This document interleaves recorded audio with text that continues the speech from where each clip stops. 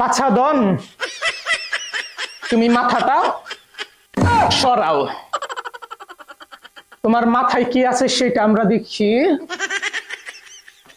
মাথার হয়তো তার ছিঁড়া আছে, এই যে তার মাথার দুইটা তার ছিঁড়া, যার ফলে সে এত কথা বলে।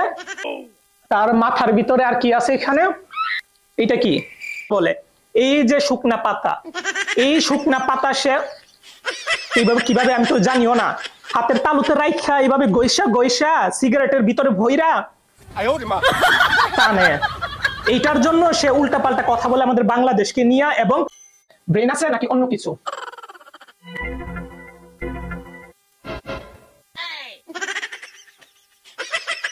এটা কি রে ভাই? আরে মানুষের মাথায় তো আমরা উদাহরণ দেই যে গোবরে ভর্তি, কিন্তু এখানে তো তার মাথার ভিতরে তো গরুর গোবর না, তার মাথার ভিতরে দেখতেছি মানুষের পটি।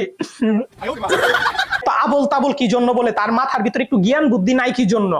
তার মাথার ভিতরে যদি মানুষের পটি থাকে তাহলে জ্ঞান বুদ্ধি আসবে কিভাবে? যাই হোক, আমরা তার মাথার তারটা লাগাই দিই। তার লাগানোর পর আমরা দেখব যে তার পাগলামি ঠিক হয় কিনা। ওকে ভাইয়া, এবার তুমি কথা বলতে পারো।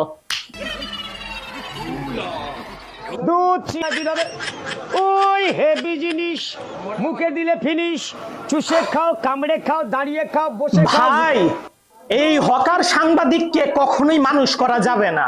তাকে আমরা হাজার চেষ্টা করলেও তাকে আমরা সাংবাদিক বানাতে পারবো না। সে হকারগিরি করবে, সে হকার সাংবাদিক থাকবে। 10 টাকা দুধ, চিনি, কাজু, বাদাম, এটা